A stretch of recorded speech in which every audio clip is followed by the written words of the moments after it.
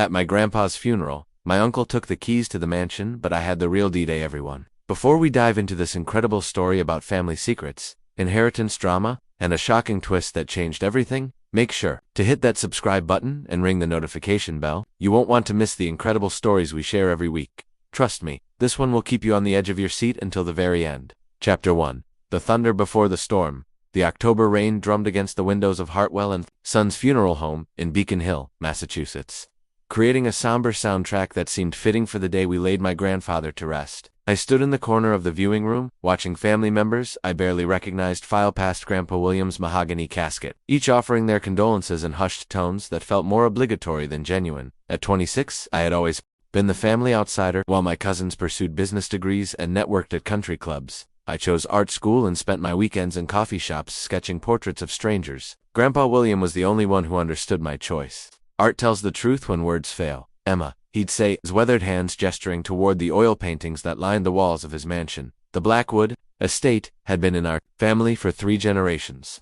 Built in 1924 in the Georgian Revival style, it sprawled across 15 acres of pristine New England landscape, complete with manicured gardens, a library that could rival Harvard's, and enough rooms to house a small village. Grandpa had often joked that the house was too big for one old man, but he'd refused every suggestion to downsize. Emma, sweetheart, come here for a moment. I turned to find my Uncle Richard approaching, his expensive charcoal suit impeccable despite the emotional weight of the day. At 52, Richard Blackwood commanded respect in every room he entered. He was a successful investment banker, the type of man who wore authority like a second skin and never seemed to doubt himself. Uncle Richard, I said, accepting his embrace. He smelled of expensive cologne and the faint trace of cigar smoke. I know this is difficult for all of us, he said, his voice carrying that practiced tone of sympathy I'd heard him use with clients. Your grandfather spoke of you often. He was very proud of your artistic pursuits. Something in his tone made me uneasy, but I pushed the feeling aside. He was always supportive, even when others weren't. Richard's smile tightened almost imperceptibly. Yes, well, William always had a soft spot for creative types. Speaking of which, I'll need to discuss some practical matters with you after the service. Estate affairs, you understand? Before I could ask what he meant, the funeral director announced it was time for the service to begin. Family members began filing into the chapel, and I found myself seated in the second row, behind Uncle Richard and his immediate family. The minister's words about eternal rest and divine mercy washed over me as I studied the faces around me. My cousin Marcus, Richard's eldest son, kept checking his phone despite the solemnity of the occasion. His wife, a thin woman with perfectly styled blonde hair, seemed more interested in the floral arrangements than the service itself. Other relatives I recognized but couldn't name sat scattered throughout the pews, their expressions ranging from genuine grief to poorly concealed impatience. But it was Uncle Richard who drew my attention most. Throughout the service he sat, ramrod straight, his jaw set in a way that suggested he was thinking about something far more complex than funeral liturgy. When the minister invited family members to share memories, Richard stood with the confidence of a man who had something important to say. William Blackwood was more than just a father to me, he began, his voice carrying easily through the chapel. He was a mentor, a guide, and a man who understood the importance of family legacy. He built something meaningful with his life, something that will continue to benefit future generations of Black. The words felt rehearsed, like a speech he'd been preparing for years. As he spoke about Grandpa's business acumen and commitment to family tradition, I found myself thinking about the grandfather I knew, the man who taught me to paint watercolors in his sunroom, who read poetry aloud during thunderstorms, who once spent an entire afternoon helping me build a treehouse despite his arthritis. After the service, we caravanned to Riverside Cemetery for the burial. The rain had stopped, but the sky remained gray and threatening. As Grandpa's casket was lowered into the ground, I felt the finality of the moment settle over me like a heavy blanket. The last person who truly understood me was gone. The reception was held at the Beacon Hill Country Club, a decision that felt more like Richard's choice than something Grandpa would have wanted. I moved through the crowd, accepting condolences, and making small talk with relatives who seemed more interested in discussing property values than memories of William Blackwood. Emma, there you are. I turned to find Richard approaching with a small group of men in expensive suits. I recognized one as his lawyer, Harold Pemberton, a thin man with wire-rimmed glasses who always looked like he was calculating something. Gentlemen, this is my niece, Emma, Richard said. Emma, I was just explaining to Harold and the others about the estate situation. As you know, your grandfather's affairs need to be settled properly. I felt a chill that had nothing to do with the October weather. And what do you mean by estate situation?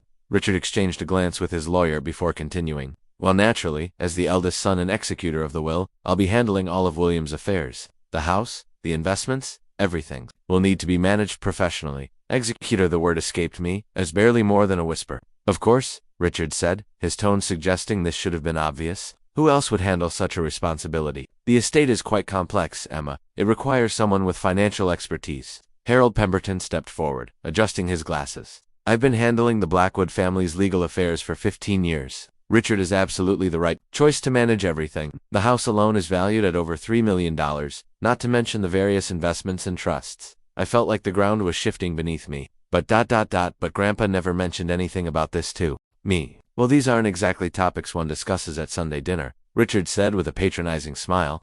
Don't worry, Emma, everything will be handled properly. The family assets will be preserved and managed according to William's wishes. Something about the way he said family assets made my stomach turn. There was a possessiveness in his tone that seemed wrong, especially so soon after we'd buried the man who had built everything they were discussing so casually. I should get going, I said, suddenly desperate to escape the conversation. Of course, dear, these have been difficult days for all of us. Richard placed a hand on my shoulder. I'll be in touch soon about cleaning out William's personal effects. I'm sure there are some sentimental items you'd like to have. As I walked to my car, I couldn't shake the feeling that something fundamental had just changed. The man who had been my emotional anchor was gone, and already the vultures were circling. Uncle Richard's words echoed in my mind. Family assets, managed properly, sentimental items. It all sounded so clinical, so removed from the warm, vibrant man who had filled that massive house with laughter and stories. But what bothered me most was the nagging feeling that Grandpa would have told me about these arrangements. He had always been direct with me, never one to keep important information to himself. As I drove through the winding streets of Beacon Hill, past houses that had stood for centuries and held generations of secrets, I wondered what else I didn't know about my grandfather's final wishes. The rain began falling again, as I pulled into my small apartment complex in Cambridge. As I sat in my car watching the droplets race down the windshield, I made a decision that would change everything. I was going to find out exactly what my grandfather had planned for his estate. Something told me that Uncle Richard's version of events might not be the whole story. I had no idea how right I was, or how much that decision would turn my entire world upside down. Chapter 2. Secrets in the Sunroom. 3 days after the funeral, I found myself standing outside the Blackwood estate with a key I wasn't supposed to have. Grandpa had given it to me years ago, a small brass key attached to a chain he'd pressed into my hand during one of our painting sessions. Every artist needs a studio, he had said with a conspiratorial wink. Consider the sunroom yours, whenever inspiration strikes. Now, as I approached the grand entrance with its Georgian columns and intricate stonework, that key felt heavier than it should have. The morning fog hung low over the manicured grounds, giving the entire estate an ethereal quality that would have been perfect for a painting. I told myself I was only coming to retrieve my art supplies from the sunroom before Uncle Richard began managing the estate, but deep down, I knew I was looking for answers to questions I couldn't yet articulate. The front door's electronic lock had been changed, Richard's doing, no doubt, but my key still worked on the sunroom's French doors. As I stepped inside, the familiar scent of oil paints and turpentine mixed with the faint aroma of Grandpa's pipe tobacco brought tears to my eyes. The sunroom was exactly as I'd left it 2 weeks ago when I'd last visited Grandpa. My easel stood by the east window, an unfinished landscape still clipped to it.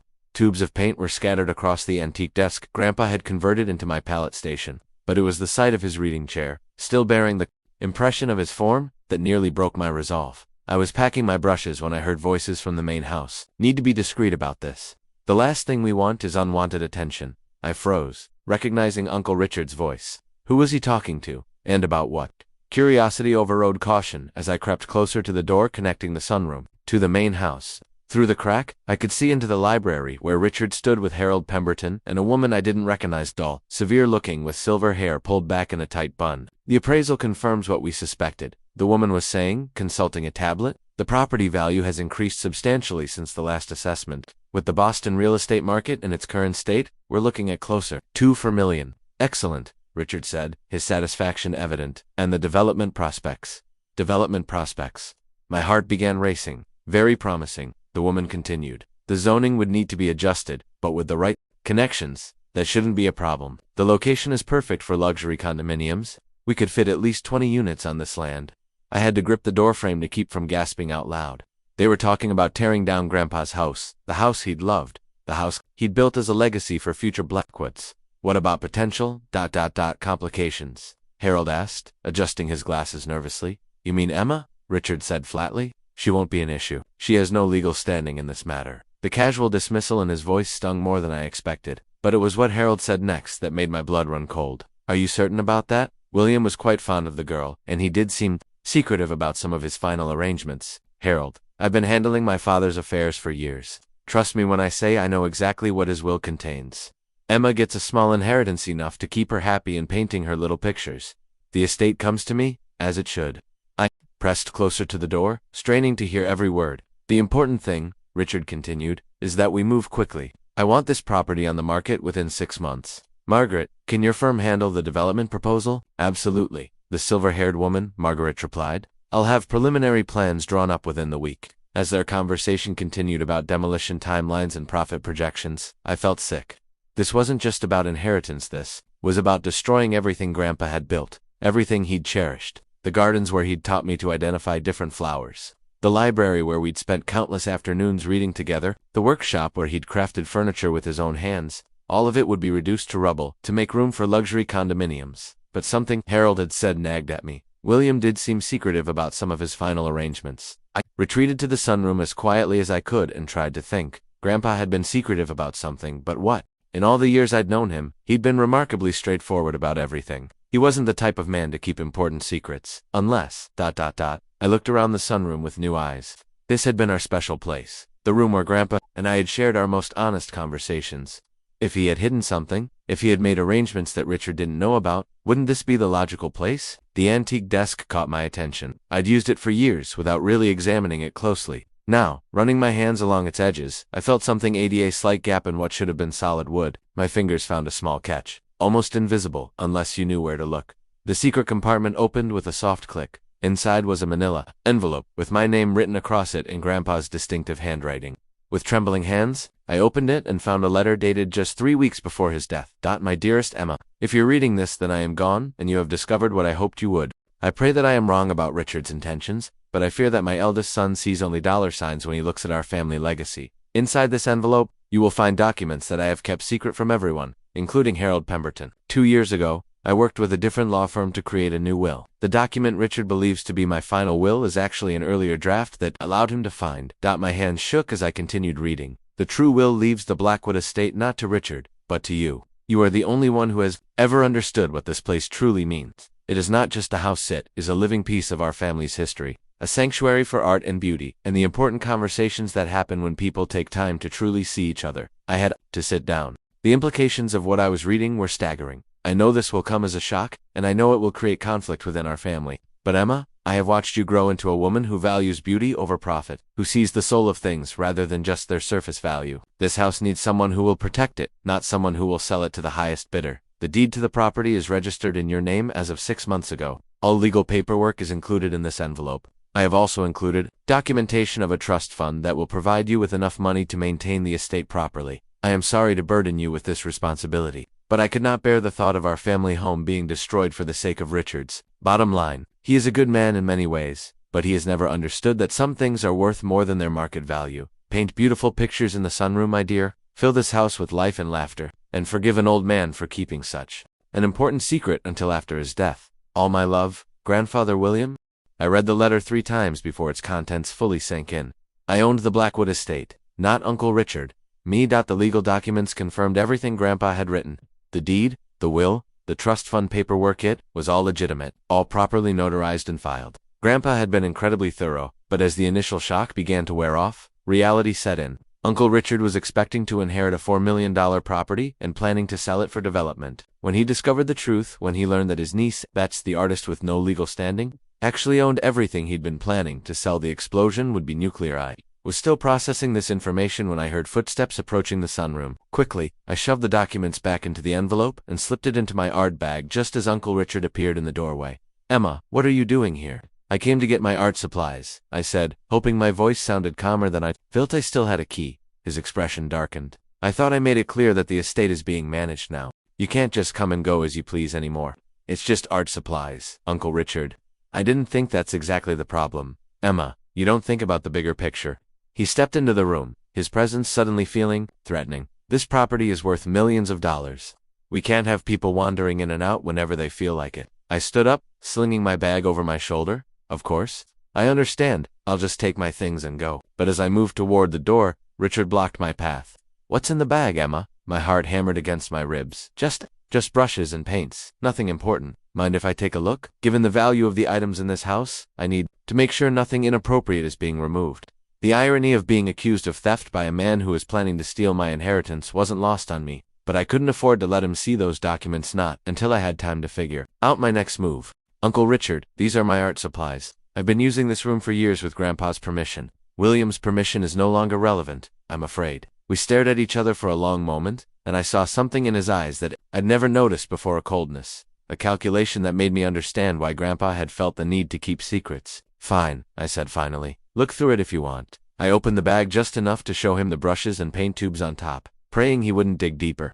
After a moment that felt like an eternity, he stepped back. I suppose that's acceptable. But Emma, this is the last time you come here without my explicit permission. The estate is being prepared for sale, and I can't have distractions. Sale? I feigned surprise. I thought you were going to manage Grandpa's affairs, not sell everything. The property is too large and expensive to maintain properly. It's better for everyone if it's converted to a more practical use. Practical use. Like luxury condominiums that would destroy every tree Grandpa had planted, every garden path he'd lovingly maintained? I understand, I lied, as I walked to my car. I felt Uncle Richard watching me from the sunroom window. Once I was safely down the driveway and out of sight, I pulled over and took out the envelope again. This time, I noticed something I'd missed before: a business card clipped to the back of the legal documents. Eleanor Mitchell, attorney at law, estate planning and property law, protecting your legacy at the bottom. Grandpa had written a note. Eleanor has been briefed on everything. She is expecting your call. I pulled out my phone and dialed the number before I could lose my nerve. Mitchell Law Offices. This is Eleanor. Ms. Mitchell, this is Emma Blackwood. I think my grandfather asked you to expect my call. There was a pause, then her voice softened. Emma, I've been waiting to hear from you. I think it's time we had a very important conversation. Chapter 3. The Legal Earthquake. Eleanor Mitchell's law office occupied the third floor of a converted brownstone in downtown Boston, the kind of place that whispered old money and established tradition. As I sat in her waiting room the next morning, I tried to calm my nerves by studying the oil paintings that lined the walls, mostly landscapes that reminded me of Grandpa's collection. Emma Blackwood. I looked up to see a woman in her early 50s, a tinkle, with graying auburn hair and intelligent hazel eyes that seemed to take in everything at once. She wore a navy suit that was elegant without being flashy. Her handshake was firm and reassuring. Ms. Mitchell, thank you for seeing me so quickly. Please, call me Eleanor. And thank you for calling. Your grandfather spoke of you often during our meetings. He was very proud of your artistic talents. As she led me into her office, I noticed family photos on her desk: children, grandchildren, a golden retriever. The space felt warm and lived in, despite its professional polish. I have to admit, I said as I settled into the chair across from her desk, I'm still trying to process everything I found yesterday. Eleanor nodded sympathetically. William predicted you'd be overwhelmed. That's why he asked me to handle all the technical aspects. You don't need to worry about the legal complexities, that's my job. She opened a thick folder and spread several documents across her desk. Let me explain exactly what your grandfather arranged, and then we'll discuss your options moving forward. For the next hour, Eleanor walked me through the most intricate legal maneuver I'd ever encountered. Grandpa hadn't just hidden a will, he'd created an elaborate structure designed to protect the estate from anyone who might try to destroy it. The key, Eleanor explained, was timing everything correctly. 6 months ago, your grandfather transferred ownership of the Blackwood estate to you through a carefully structured trust. Legally, you've been the owner since then, though the transfer wasn't meant to become public knowledge until after his death. But Uncle Richard thinks he's inheriting everything because William allowed him to see an earlier version of the will, one that did leave everything to Richard. Your grandfather was quite clever about it. He made sure Richard found that document in his safe, along with some correspondence that would convince him it was current. I shook my head in amazement. He planned all of this. William was concerned about Richard's intentions for the property. About 2 years ago, Richard began making subtle inquiries about estate planning, asking questions about property values and development potential. That's when William came to me. Eleanor pulled out another document. This is the real will, properly filed and witnessed. It not only leaves you the house, but also establishes a substantial trust fund for maintenance and upkeep. Your grandfather was very thorough. He even included provisions for property taxes and emergency repairs. How much are we talking about? The trust contains approximately $1.2 million, invested conservatively to provide steady income. It should be enough to maintain the property comfortably while allowing you to pursue your artistic career. Keeping it was going to be the real challenge. Chapter 4. The Key to Everything. That evening, I sat in the Blackwood Estate's library, surrounded by thousands of books and the weight of my new reality. The ornate key Eleanor had given me lay on the mahogany desk where Grandpa used to pay bills and write correspondence. I'd been staring at it for an hour, trying to figure out what it might open. The library itself was a work of art. floor-to-ceiling bookshelves crafted from rich walnut, a rolling ladder that reached the highest shelves, and reading nooks with leather chairs positioned to catch the best natural light. Grandpa had spent countless hours here, and I'd often found him reading by the fireplace on Sunday afternoons. I'd already checked all the obvious places: desk drawers, filing cabinets, the antique secretary scattered throughout the room. The key didn't fit any of them. It was clearly old, with intricate scrollwork that suggested it belonged to something special, something significant. As I wandered through the shelves, running my fingers along the spines of first edition classics and leather-bound volumes of poetry, I found myself thinking about Uncle Richard's reaction that afternoon. The pain in his voice when he'd called Grandpa sentimental had been real, and it made me wonder if there were aspects of this situation I didn't fully understand. My phone buzzed with a text from an unknown number. "Emma, this is Marcus. We need to talk. Tomorrow, 10 a.m., the estate. This affects the whole family, not just you." Marcus was Richard's oldest son, my cousin.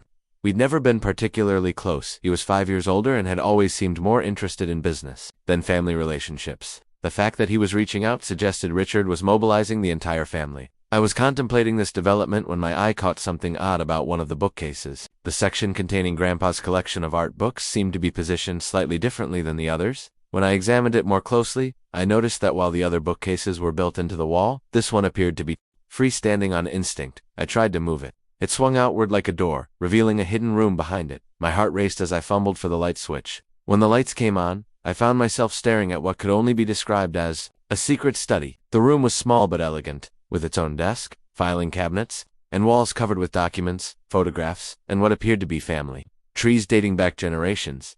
But it was the antique wooden chest in the corner that drew my attention. It was beautiful, clearly handcrafted, with the same intricate scrollwork I'd seen on the key. The key fit perfectly inside the chest. I found treasures that took my breath away. There were dozens of photographs of the Blackwood estate throughout its history, construction, photos from the 1920s, family gatherings spanning decades, and images of the gardens in various seasons. There were also letters, documents, and what appeared to be a journal in Grandpa's handwriting, but it was the architectural plans that made me gasp. Spread across the bottom of the chest were the original blueprints for the Blackwood estate, along with correspondence between Grandpa's grandfather, the original William Blackwood, and a renowned landscape architect. As I read through the letters, a story emerged that I'd never heard before. The original William Blackwood hadn't just built a mansion, he'd created a carefully planned sanctuary for artists and writers.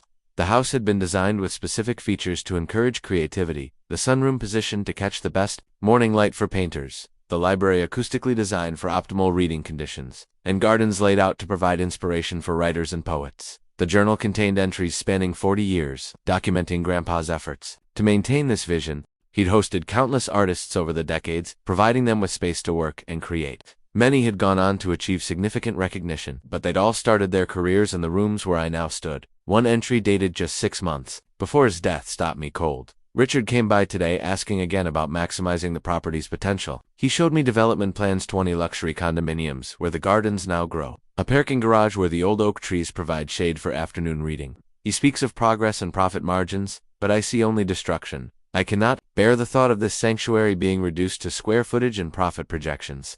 Too many dreams have been nurtured in these rooms. Too many young artists have found their voices here. This place has a soul, and souls cannot be bought, or sold, or developed. I have made my decision. Emma understands what this place truly is. She has felt its magic in the way light falls through the sunroom windows, in the way silence holds space for creativity in the library corners. If anyone can protect what we've built here, it is her. Tears blurred my vision as I continued reading. Entry after entry documented Grandpa's struggle between family loyalty and preserving his life's work. He'd clearly agonized over the decision to leave everything to me instead of Richard. The final entry was dated just a week before his death. Eleanor assures me that all the legal arrangements are in place. Emma will inherit not just a house, but a responsibility. I pray she will understand that some things are worth more than their market value. Some things deserve to be protected simply because they are beautiful, because they nurture the human spirit in ways that cannot be measured in dollars. I have left her everything she needs to maintain this sanctuary, not just money, but the stories, the history, the reason why it matters. In this chest, she will find the heart of what the Blackwood estate truly is. I spent the next 2 hours going through everything in the chest. There were letters from artists thanking Grandpa for his support, photographs of exhibitions featuring work created in the estate's studios, and newspaper clippings documenting the creative achievements of people who had benefited from Grandpa's generosity. I was so absorbed in the documents that I almost missed the sound of a car in the driveway. When I looked out the window, I saw Uncle Richard's Mercedes pulling up to the front door. Quickly, I gathered the most important documents and locked them back in the chest. I'd just pushed the bookcase back into place when I heard Richard's voice echoing through the house. "Emma, I know you're here. Your car is in the driveway." I made it to the front hall just as Richard was inserting a key into the lock. He looked surprised to see me. "How did you get in?" he demanded. "I still have Grandpa's key to the sunroom." It wasn't technically a lie. Richard stepped inside, and I noticed he wasn't alone. Harold Pemberton followed him, carrying a thick briefcase. And behind them came Marcus and two other men I didn't recognize. "Emma, we need to discuss this situation like adults," Richard said, his tone more controlled than it had been that afternoon, but no less determined. "What's to discuss? The legal documents are clear. Legal documents can be challenged," one of the strangers said. He was a tall man in an expensive suit who carried himself with the confidence of someone accustomed to getting his way. "I'm James Morrison, the Blackwood family's attorney. Harold asked me to review this situation." "The Blackwood family already has an attorney," I said. "Eleanor Mitchell handled all of Grandpa's final arrangements. Ms. Mitchell is your attorney now," Morrison replied smoothly. "I represent the broader family interests. There are several grounds on which we could contest this apparent transfer of property." Marcus stepped forward. "Emma, this isn't just about money, it's about family. The estate has been in the Blackwood family for 3 generations. You can't just take it and shut everyone else out." I felt dizzy. Yesterday, I had been a struggling artist worried about next month's rent. Today, I was apparently a millionaire with a mansion. "Eleanor, what happens when Uncle Richard finds out? He's already making plans to sell the property for development." Her expression grew serious. "That's going to be ... complicated. Richard has clearly invested significant time and emotional energy into plans that are now impossible to execute. He's also spent money on appraisals and consultations based on the assumption that he owns the property. Is there any way he can contest this legally? He can try, but William was extremely careful about documentation. Every I is dotted, every T is crossed. The property transfer was completed months ago and properly registered. The will is airtight, unless Richard can prove fraud or undue influence, which he can't. Because there wasn't any, his legal options are very limited." Eleanor leaned back in her chair. "However, Emma, you need to understand that winning in court and dealing with the family fallout are 2 very different things. Richard is going to be furious. He may feel betrayed, cheated, humiliated. These kinds of inheritance disputes can destroy families permanently." I thought about Uncle Richard's cold eyes when he'd questioned me about my art bag, the calculating way he'd discussed tearing down Grandpa's house. "I don't think our family relationship can get much worse than it already is." "Perhaps not. But I want you to be prepared for every possibility." Eleanor pulled out a timeline. "Here's what I recommend. We need to inform Richard about the true ownership situation before he goes too much further with his development plans. Every day he continues believing he owns the property makes the eventual revelation worse." "When should we tell him?" "Soon, this week, ideally. I can handle the legal notification if you prefer, but given the family dynamics, it might be better coming from you first." The thought of confronting Uncle Richard made my stomach churn. What exactly do I say? "Surprise, Uncle Richard, I actually own everything you've been planning to sell." Eleanor smiled sympathetically. "Something like that, though perhaps with a bit more tact. The important thing is to be direct and to make it clear that this was your grandfather's decision, not yours. You're simply honoring his wishes." As I gathered my copies of the legal documents, Eleanor placed a hand on my arm. "Emma, there's one more thing. Your grandfather asked me to give you this if and when this day came." She handed me a small wrapped package. Inside was a key, old, ornate, unlike any I'd seen in the house. He said it opened something in the library that would help you understand why preserving the estate was so important to him. I stared at the key, feeling its weight. "Did he tell you what it opens?" "No. William was quite fond of his mysteries, wasn't he?" That was certainly true. As I left Eleanor's office with a briefcase full of documents that proved I owned a multi-million-dollar estate, I realized that Grandpa was still surprising me even after his death. But first, I had to deliver the news that would shatter Uncle Richard's world. I drove to Richard's investment firm in downtown Boston, a gleaming tower of glass and steel that seemed to epitomize everything Grandpa had never cared about. The receptionist, a young woman with a Harvard Business School nameplate, looked skeptical when I asked to see Mr. Blackwood without an appointment. "I'm his niece," I explained. "Emma Blackwood. It's about family business." 20 minutes later, I was sitting in Richard's corner office, surrounded by monitors displaying stock prices and market analyses. Richard looked annoyed at the interruption, checking his expensive watch as he settled behind his imposing desk. "Emma, I hope this is important. I have a conference call with Tokyo in 15 minutes. It's about Grandpa's estate. What about it?" "I told you, everything is being handled properly." I took a deep breath and pulled out the deed Eleanor had given me. "Uncle Richard, there's something about the will that you don't know." "Oh, for God's sake, Emma. Harold and I have reviewed everything multiple times. What could you possibly know about estate law that we don't?" I slid the deed across his desk. "I know that Grandpa transferred ownership of the Blackwood estate to me 6 months ago." The color drained from Richard's face as he picked up the document. I watched him read it once, then again, his expression shifting from confusion to disbelief, to something that looked dangerously close to rage. "This is impossible," he said finally. "I have a copy of William's will. Everything comes to me." "You have a copy of an earlier will?" "Grandpa created a new one that he kept secret." Richard's hands were shaking as he set down the deed. "Secret? What do you mean?" "Secret." As gently as I could, I explained what Eleanor had told me about Grandpa's concerns regarding Richard's development plans. I watched my uncle's face cycle through a dozen emotions: shock, betrayal, anger, and something that might have been grief. "Development plans," he repeated. "Emma, I was trying to preserve the family's financial security. Do you have any idea how much it costs to maintain that property? The taxes alone are crushing. Grandpa set up a trust fund to handle all of that." "A trust fund?" Richard laughed bitterly. "Of course he did, and I suppose you're the sole beneficiary of that as well."